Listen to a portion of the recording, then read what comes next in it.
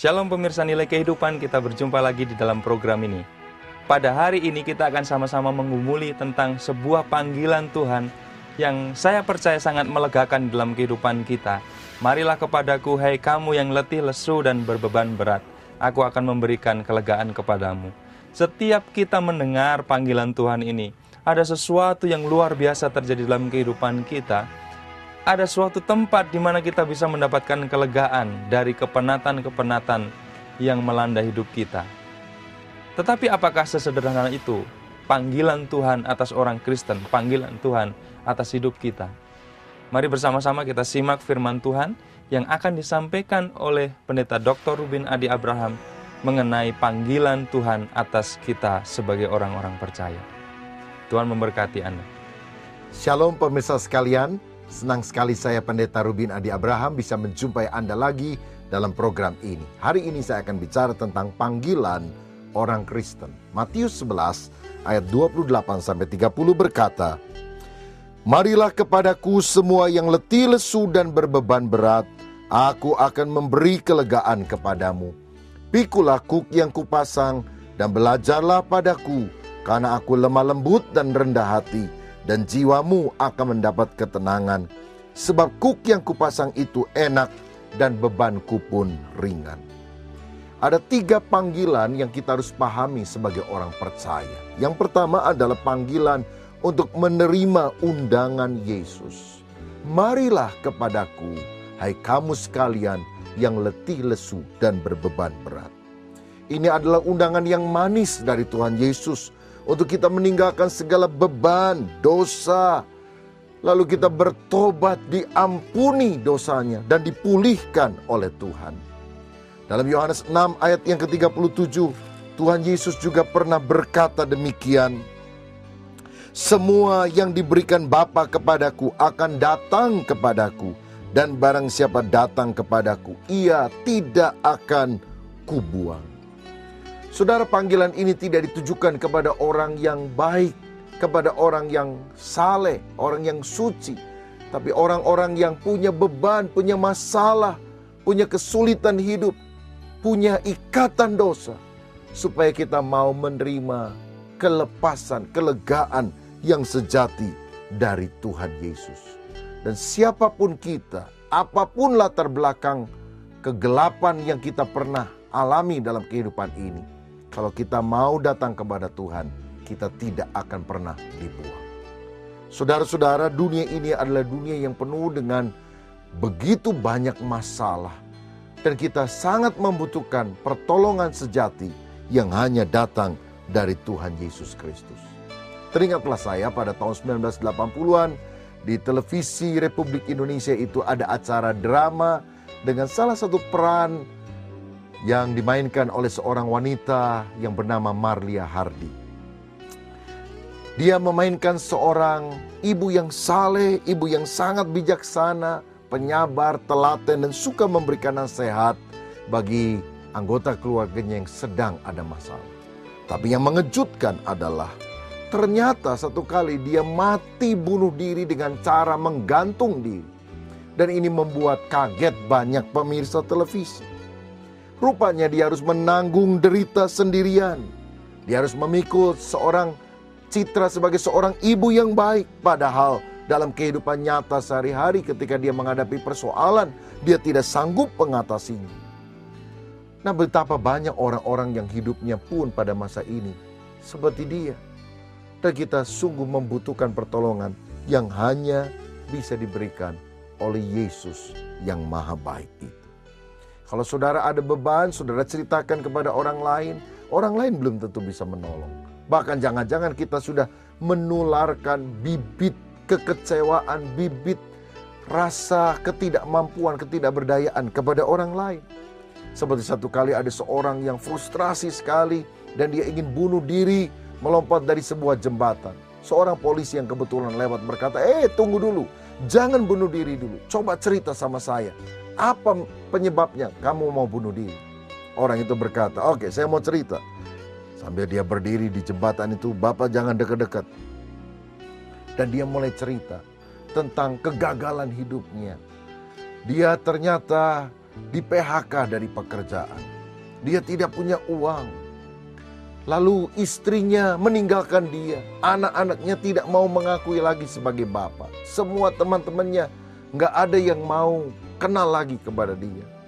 Dan dia dihianati dengan bermacam-macam cara. Akibatnya dia begitu berputus asa. Dia cerita itu kira-kira 30 menit sudah sambil menangis.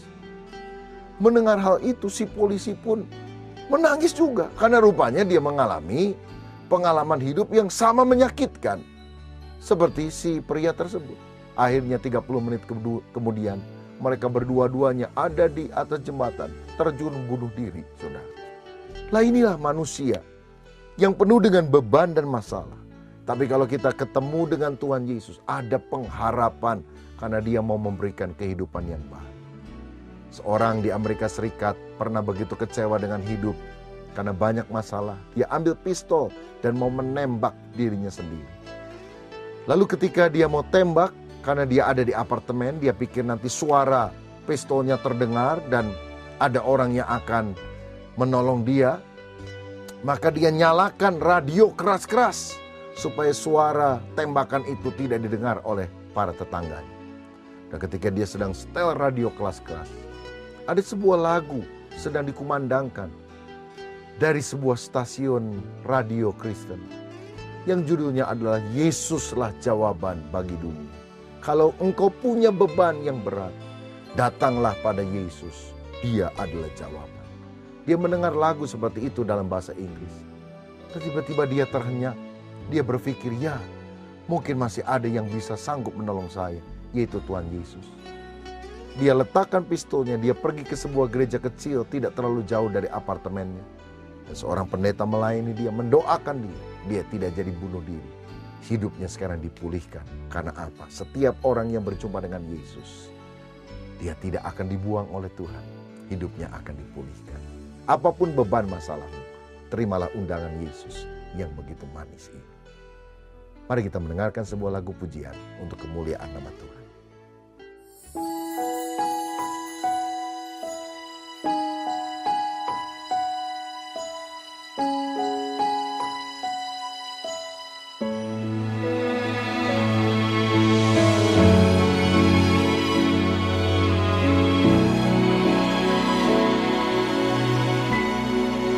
Betapa ku mencintai segala yang telah terjadi.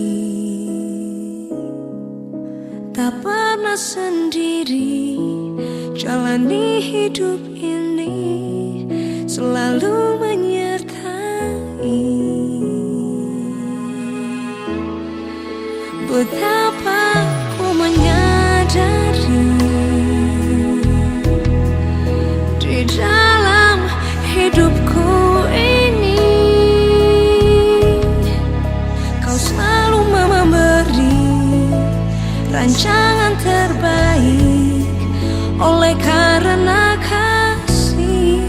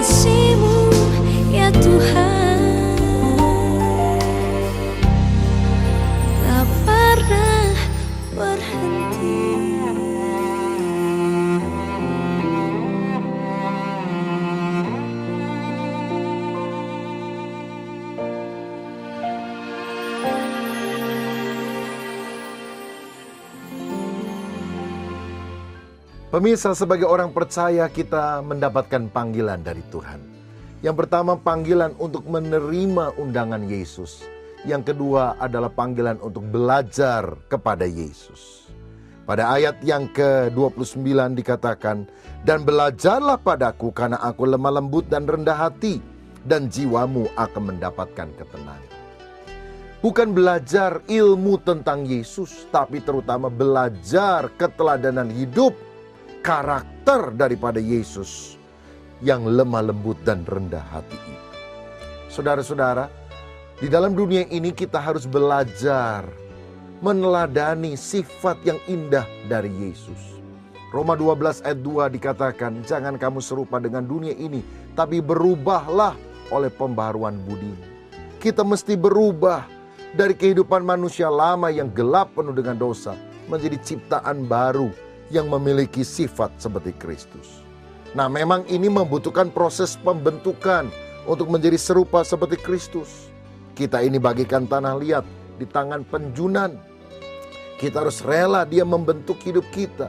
Memang perlu waktu, perlu proses, tidak bisa instan. Tapi kalau tiap hari kita taat kepada firman Allah yang kita baca dan dibimbing oleh Roh Kudus, pasti saudara-saudara, karakter kita akan berubah. Karena waktu tiap hari kita baca Alkitab, kita tahu target yang harus kita capai, yaitu menjadi serupa seperti Kristus. Dan melalui doa dan kuasa Roh Kudus, kita mendapatkan roket atau kekuatan untuk mencapai target tersebut. Karena itu, mari kita suka membaca firman dan juga hidup di dalam doa mengandalkan Roh Kudus. Karena semakin kita dekat dengan Tuhan dalam doa dan firman, semakin karakter kita diubah menjadi seperti Dia. Sebuah ungkapan berkata, nearness is likeness. Semakin kita dekat, semakin serupa kita dengan apa yang kita dekat. Saudara-saudara, saya teringat satu kali ada seorang ibu janda yang di rumahnya itu ada kursi duduk yang bisa bergoyang. Dia suka duduk santai di depan rumahnya dengan kursi goyang itu. Tapi kadang-kadang dia kesal karena dia punya anjing herder yang seringkali juga duduk di atas kursi goyang yang sama. Dan kalau disuruh turun, susah sekali anjing ini turun. Satu kali si ibu ini dapat akal. Ketika dia lihat anjingnya sedang duduk di kursi goyangnya, dia pergi ke halaman. Dia bilang, hus, hus, hus. Seperti mengusir sesuatu, mungkin mengusir ayam atau binatang lain. Anjing mendengar kata hus, hus, hus, langsung telinganya berdiri. Lompat dia. Dan kemudian, kuk, kuk, kuk. Dia cari apa yang menyebabkan si ibu itu berkata hus. Dan ketika anjingnya lompat, ibu ini cepat-cepat pergi ke kursi goyangnya dan dia duduk di sana dengan tenang. Nah, sekarang si ibu ini jadi agak lebih santai karena dia tahu caranya bagaimana mengusir anjing herdernya. Saudara-saudara, tapi satu kali ketika si ibu ini sedang duduk tenang di kursi goyangnya, anjingnya keluar rumah dan mulai menggonggong, guk, guk, guk. Wah, si ibu kaget. Siapa ya? Apa ada maling di depan? Jadi dia juga pergi keluar rumah. Dan waktu dia pergi keluar rumah, dia tidak temukan seorang pun yang ada di sana.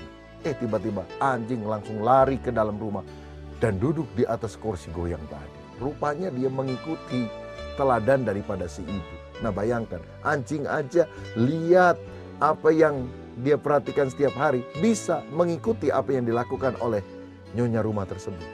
Apalagi kalau kita hidup dekat dengan Tuhan, maka kita juga melalui kedekatan itu akan makin serupa dengan karakternya. Nah, Yesus berkata, belajarlah kepadaku karena aku lemah lembut. Yesus itu punya prinsip tegas, tapi cara menyatakannya lembut. Terutama kepada orang-orang yang mau berubah dalam kehidupan ini. Kepada wanita yang berbuat dosa, dia memberikan pengampunan dan mendorong dia untuk memulai satu kehidupan baru. Berikutnya Rasul Petrus yang pernah menyangkal dia 3 kali. Tuhan memanggil dia dan menanyai 3 kali. Simon anak Yunus, apakah engkau mengasihi aku? Ketiga kali Simon Petrus berkata, ya Tuhan, aku mengasihi engkau. Dan Tuhan berkata, gembalakanlah domba-dombaku. Kita perlu belajar dari kelembutan Yesus. Kadang-kadang suami suka kasar sama istri. Ngomong kepada istri seperti kepada bawahan. Kita harus meneladani Kristus. Kadang-kadang orang tua kasar sama anak. Padahal kita bisa menyatakan prinsip kita melalui kelembutan. seringkali sudah kasar, keliru lagi saudara. Kita udah maki-maki, pada duduk persoalannya kita tidak tahu dengan jelas. Seorang anak pulang dari sekolah bawa rapot. Papa bilang, mana rapotnya? Begitu dia ambil, dia lihat, wah kaget banyak merahnya. Wah langsung dicaci maki. Anaknya bilang, sabar pap, sabar, saya mau jelaskan. Papanya bilang, gak usah sabar. Karena ini udah jelas, kamu banyak merahnya. Kamu gak boleh keluar rumah, gak ada uang jajan. Sabar pap, itu bukan rapot saya ini. Dia keluarkan. Ternyata dilihat namanya betul nama si anak. Dan nilainya bagus-bagus semuanya. Si bapak kemudian berkata, loh kalau yang ini rapot siapa? Si anak bilang, itu kan rapot papa. Dulu waktu masih kecil saya temukan di bawah kolong ranjang. Loh apa gak malu saudara sekalian? Karena itu mari kita lemah lembut dan tidak gampang marah. Apalagi kalau kita tidak tahu duduk persoalan secara jelas. Yesus berkata, belajarlah kepadaku karena aku rendah hati. Bayangkan dia telah meninggalkan kemuliaannya di sorga. Rela lahir di dalam kandang yang hina. Mati di atas kayu salib untuk menyelamatkan kita. Saudara, kalau Tuhan begitu rendah hati, mari kita tidak sombong dalam kehidupan ini. Tapi merendahkan hati dan memberikan segala kemuliaan hanya bagi Tuhan Yesus Kristus. Pemirsa sekalian, kita dipanggil untuk menerima undangan Yesus. Kita dipanggil untuk belajar kepada Yesus. Dan yang ketiga, kita dipanggil untuk hidup melayani Yesus. Firman tadi berkata, pikulah kuk yang kupasang, sebab kuk yang kupasang itu enak dan bebanku pun ringan. Pada waktu kita datang kepada Yesus, Tuhan mengangkat segala beban dosa kita. Tapi setelah itu dia akan menaruh sebuah kuk. Saudara tahu kuk adalah kayu melintang yang biasanya ditaruh di atas sepasang lembu yang sedang membajak sawah. Mungkin kita pikir, loh apa yang Tuhan lakukan? Beban dia angkat tapi dia kasih sesuatu yang baru. Yang juga berat kan buat kita, kuk. Tetapi ada perbedaan antara beban dan kuk. Beban itu tidak produktif. Beban itu menyengsarakan. Beban itu merugikan, membuat kita letih. Sedangkan kuk walaupun berat, tetapi produktif, berguna, bermanfaat. Karena biasanya sepasang lembu dipasangi kuk itu untuk membajak sawah yang akhirnya ditanami dan bisa menghasilkan sayur-sayuran atau padi dan hal yang lain. Tuhan juga ingin mengarahkan hidup kita dengan kuknya. Dan biasanya lembu itu satu senior, satu junior. Supaya yang junior ini belajar untuk bisa diarahkan. Kehidupan kita di dalam Kristus adalah kehidupan yang luar biasa. Setelah dosa kita diampuni, Tuhan mengarahkan kita untuk kita hidup melayani Tuhan. Satu kehidupan yang produktif, yang berguna untuk kemuliaan nama-Nya. Nah yang penting sekarang, kalau saudara sudah bertobat, mari kita melayani Tuhan. Apapun pelayanan yang dipercayakan kepadamu, lakukan dengan sukacita. Sebab kalau saudara melayani sambil ngomel, rasanya ini beban berat, maka itu bukan kuk. Karena Tuhan berkata, kukku pun ringan, bebanku pun enak, saudara. Semuanya tergantung daripada sikap hati kita. Kalau kita melayani sambil menggerutu, ngomel, itu berarti beban. Tapi kalau ada sukacita seberat apapun, karena kita tahu ini untuk Tuhan, itu adalah kuk yang produktif dalam kehidupan kita. Jawabannya adalah kasih. Seperti Yakub yang bekerja 7 tahun untuk mendapatkan Rahel, wanita yang dicintainya. Dan 7 tahun itu hanya dianggap beberapa hari saja karena cintanya kepada Rahel. Atau seperti seorang anak yang tiap hari dia lewat depan rumah seorang tetangganya sambil menggendong seseorang yang lumpuh di pundaknya. Tetangga itu berkata, nak, saya lihat kamu tiap hari mengangkut beban yang berat ya di atas pundakmu. Si anak ini berkata, maaf pak, ini bukan beban. Dia adik saya pak. Saya mengasihi dia. Dan saya tidak merasa ini membebani saya. Karena saya mencintai dia. Kalau kita sudah diselamatkan oleh Tuhan. Hidup kita diubah. Mungkin penyakit kita disembuhkan. Maka sekarang balasannya kita melayani Tuhan. Dengan apa yang kita bisa lakukan? Dengan profesi kita, dengan uang kita, dengan kasih dan perhatian kita, dengan suara yang bagus yang mungkin Tuhan berikan kepada kita. Apapun lakukanlah untuk kemuliaan nama-Nya. Mari kita akan dengarkan sebuah kesaksian. Seorang anak Tuhan yang hidupnya telah dijamah oleh Tuhan. Dan sekarang dia mau melakukan yang terbaik, menyanyi, memuliakan nama Kristus. Selamat menyaksikan. Halo, aku Cila. Sekarang aku umur 13 tahun, terus aku sekolah di IPH di Surabaya. Aku juga sekarang punya album yang bertema I Belong to Jesus. Sekarang aku mau mau ngomong sedikit kesaksian tentang gimana aku bisa lahir, gimana aku bisa ada di dunia ini sekarang. Jadi dulu ceritanya waktu aku masih di dalam perutnya mama, itu sebenarnya dokter-dokter yang di dunia ini sudah memvonis bahwa aku tuh nggak bisa lahir gitu, nggak bisa ada karena mama waktu itu sedang menderita penyakit komplikasi, aku nggak terlalu ngerti. Jadinya dokter-dokter tuh bilang, wah ini anaknya kalau misalnya pun lahir pasti cacat gitu. Terus mamaku kan pasti takut tuh, wah gimana nanti kalau cacat gitu. Tapi ternyata Tuhan berkata lain gitu, Tuhan maunya aku lahir, Tuhan mau aku menyembah Dia gitu. Jadi sekarang aku sudah punya album sendiri dan aku persembahkan album itu khusus untuk Tuhan yang bertema I Belong to Jesus. Terus di dalam album itu juga aku menciptakan satu lagu yang berjudul I Belong to Jesus yang terinspirasi dari kakak waktu dia ngangkat kaosnya yang ada tulisannya I Belong to Jesus. Dari sana aku ngerasa bahwa aku itu memang punyanya Tuhan gitu. Jadi apapun yang aku lakukan harus aku lakukan yang terbaik dan untuk Tuhan. Sekarang aku juga lagi sekolah di IPH, lagi belajar sambil melakukan hal-hal lain juga, yaitu bernyanyi, main piano karena aku juga suka main piano. Terus dari sekitar umur 11 tahun atau 12 tahunan, aku benar-benar merasa dekat sama Tuhan. Jadi apapun masalahku, kalau misalnya aku punya masalah di mana-mana, aku selalu cerita sama Tuhan, nangis sama Tuhan. Semuanya berkeluh kesah ke Tuhan gitu. Jadi waktu aku nangis ke Tuhan itu aku merasain kayak ada ketenangan tersendiri gitu di hatiku yang aku ngerasa nggak bakal aku bisa dapetin di orang lain yang ada di dunia ini. Itu kesaksian kecil dari aku, moga-moga bisa menjadi berkat bagi yang mendengarkan. Dadah!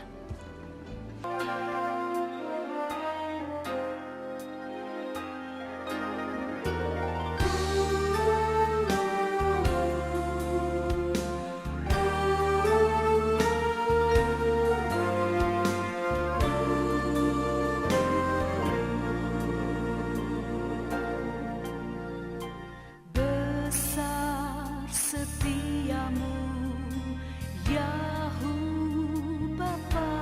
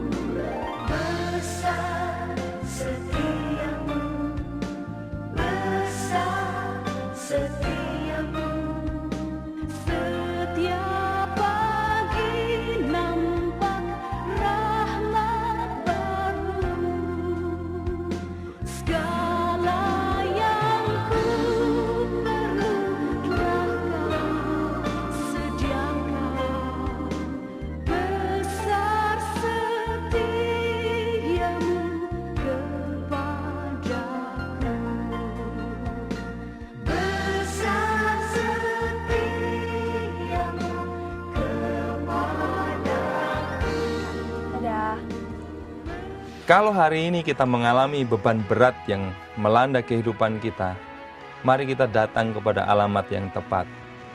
Kita jangan beralih daripada Tuhan, kemudian kita mencari jawaban, mencari solusi di luar Tuhan. Mungkin mereka akan bisa menjawab kita, tapi yakinlah bahwa jawaban-jawaban itu hanya temporal, sementara. Tetapi kelegaan yang diberikan oleh Tuhan, kuk yang dipasangkan di dalam kehidupan kita adalah kuk yang ringan. Dan mari kita belajar dari Dia, karena Yesus lemah lembut dan rendah hati.